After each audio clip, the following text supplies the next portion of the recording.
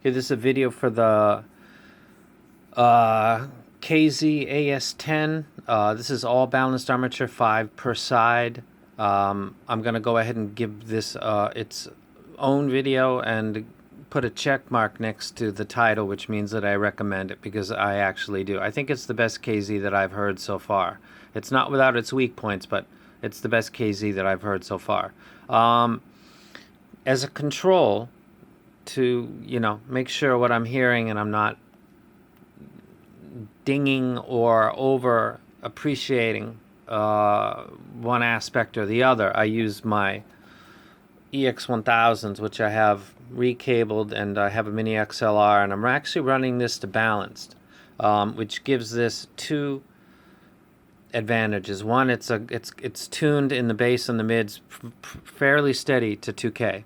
This EX1000, and I'm running it out of the balance, which has more power going out, so the chance that there are dynamics available to me are higher. So there's a double handicap going on against these. I did that on purpose to see what would be the gap between something that I consider to be all-time classic and this set, and the difference between the two was not a lot, actually.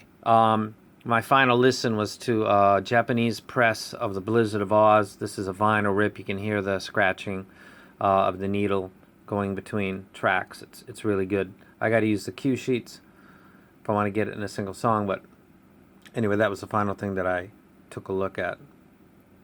Playlist. Test time. Let me start from the beginning, or the end actually, and go backwards.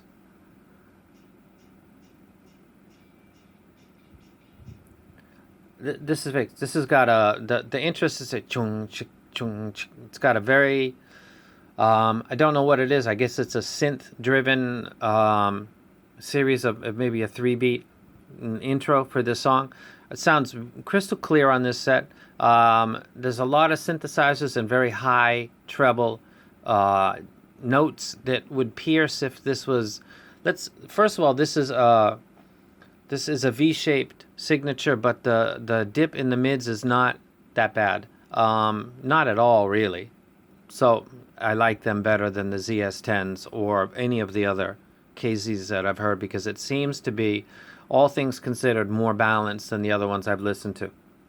The fix sounded fine. All of the stuff they did with the synthesizer came in nice, loud, and clear. This sounded really good. Dixie Chicken. This is actually a live recording. Waiting for Columbus, I think, is the name of this album. And it's called Dixie Chicken by a group called Little Feat. And this is a live recording. And there's a lot of piano at the beginning of this. And the piano is in the bass and in the mids and in the treble.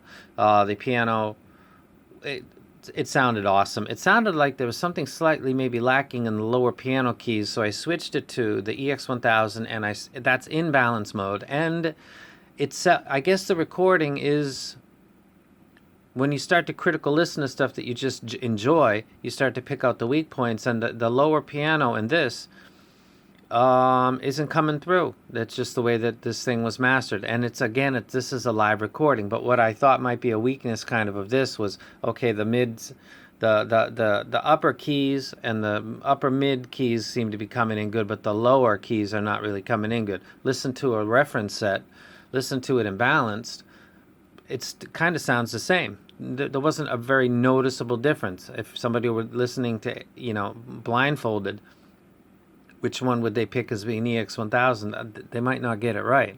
So that was kind of when I thought, okay, these get the check mark.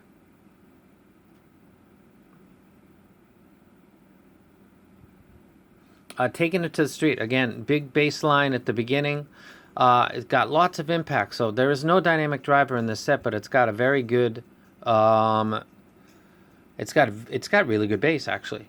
If you're a bass head, you're not going to buy these because they're balanced armatures only. But if you like a good, impactful bass when it's mixed in, like this bass guitar, which is mastered into this quite prominently, it comes in exactly as they mastered it. Sounds very, very good. Can't you see? This starts on the left channel and switches to the right channel. And the clarity of this set, and then compared with EX1000s, not that different. Things that I would expect the mids to pull in, which would be the vocals on a track like this, classic 70s track, we're about the same distance back as they are on the EX1000s. And the EX1000s, you can check a frequency online. The mids of the EX are really, they're audiophile. That is to say, from the end of the bass range 3 to 330 all the way to about 2K, it's relatively stable. So the problem with this set would be the X1000s. It's the way the treble peaks are. Doesn't match some people. Other people love it to death and get it custom cabled like I did. I'm not getting abnormal peaks on this, and I'm not getting an excessive recess in the mids that I would expect maybe from KZ.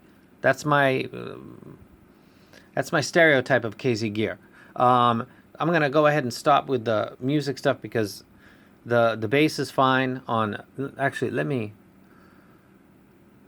go. Let me go back into the playlist and get started. And somebody left a comment yesterday on this one, talking about Pee-wee's Playhouse, and it's the name Pee-wee's in it, so I misspoke. There's a lot of little micro details going on this track, and you can hear it perfectly on the EX1000s, and I can hear it perfectly on this too. He's a male, 24 years old when he recorded this. He's got a relatively deep voice when he sings. He sings kind of. He's doing talking kind of in the background as this song is getting going. Everything's coming in as clear as I've heard it. That's how good these are. I'm going to put this out of here for a second. The complaints that I have for this set is this cable. What is going on with KZ and the cables? Why?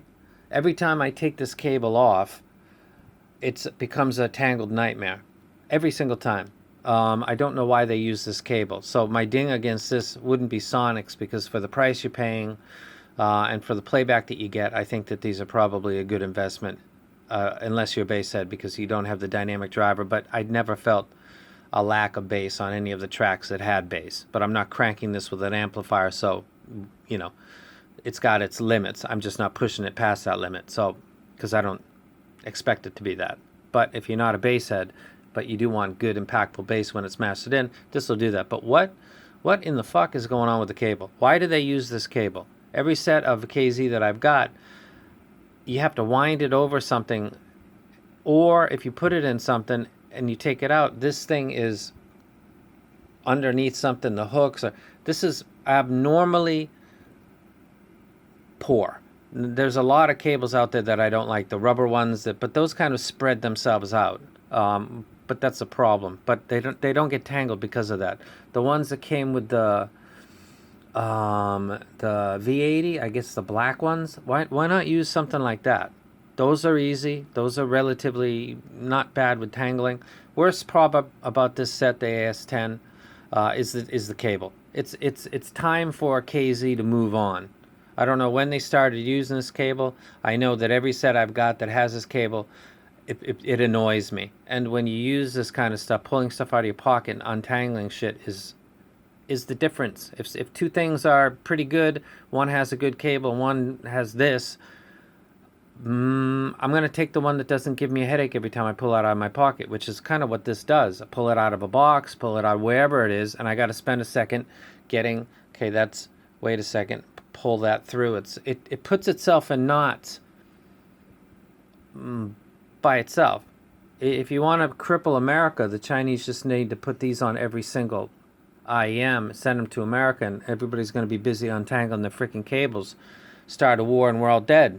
But seriously, this is like sabotage. You take a good set, make it sound nice, you don't put the screen on it, you go the extra steps, and then you put a cable on it that must give everybody headaches. So I'm going to put a check mark next to this. I think it sounds good. I think it's got a slight mid recess. It's not as bad as the KZ10. I think the treble's got some spikes in it, but it's not fatiguing. I listened to God, about 10 to 15 songs in a row just now, and A and B between EX1000. I didn't feel any sense of, fatigue that I would get from certain treble points. And the bass is fine. It's BA bass. It sounds fine. It sounds pretty good, actually. Picks up little nuances of tracks. That's not one of them. Chain, just before this track starts, there is a person that pulls on a string, or he taps his guitar as he's sitting down. Right at the first 2 or 3 seconds of this is a little event that most people will go unnoticed. If you listen to the chain and you listen to the very, very beginning of it, there's a guy that's doing something with his guitar. It sounds like he's maybe putting a strap on or something. His hand, something is tapping the guitar. It's a little thing that you notice when you're being OCD, and I noticed it. It sounded exactly the same on the EX1000s as it did on the AS10s. You're not going to be lacking for detail with this set. You're not going to be overwhelmed by V. You will note mid-recess, but if you listen to a set that has a flat mid-range like the EX1000s, it's not that different. The difference would be mid-forward, a slight bump just before the end of the mids that might pull some of the vocals up a little bit. And this does actually sound like it has an elevation around 2, 3 to 4K kilohertz that's pulling the vocals forward. The beginning lower vocals seem to be a little bit lower, which is typical tuning, but you can catch it. But it's not that bad. So I'm 12 minutes in. I'm going to wrap this up. I recommend these. I think this is the best that KZ has done so far. The bass is good. It's got impact. It's not a dynamic driver type of bass, but in some ways that's better because it gets out of the way very, very quickly. There is no... because this is plastic, and sometimes dynamic drivers in plastic can cause slow and not sound that great. That's why I think the V80s sound good, because they got a dynamic driver and they're also in a metallic shell. These are plastic. They have things they do good and not do good. So the balanced armature in this is maybe a good thing because this is plastic. So the bass is fine. The mids slightly dipped early. They elevate towards the end and the early treble, and they kind of compensate. Stuff like lower piano seems to be a little bit gone, but listening to the EX1000, where that is a very stable part of the frequency, it sounds about the same. So if I hadn't used the EX1000 in balance mode, I would come on here and say these have a recessed mid, but listening to one that I know doesn't have a recessed mid, and it still had the same not optimal things, like those lower piano keys didn't sound really great. And I listened to the X1000, didn't sound really great on that either. So anything short of a planar, or it's the mix itself. So KZ AS10, put the check mark. Like it. Good stuff. I recommend it. The price is what, $60, I think, something like that. So yeah, this gets the wreck, and I'm gonna go ahead and put this video up and change the fucking cable, man. Enough with this cable. What is the problem? Get another cable supplier. The color is not that great. The way that it handles itself is a fucking nightmare. You know, do you guys sell aftermarket cables? So you're trying to drive people to buy aftermarket cables? Personally, I would buy my cables from somebody else anyway, so you're not going to get after sales from me. I doubt a lot of people buy or I could be totally wrong, but I think that a stock cable that comes with this for something, when other stuff like the V80 comes with a cable that's much better, get a different cable. This cable sucks. Really sucks. This would bring anything down, and it brings this down just a little bit. So, but it still gets the wreck because, man, fuck a cable. But cable sucks. If you guys ever watch this and you're trying to get feedback or improvement, change the cable. You did a good job of tuning. It sounds very, very nice. Gets the wreck.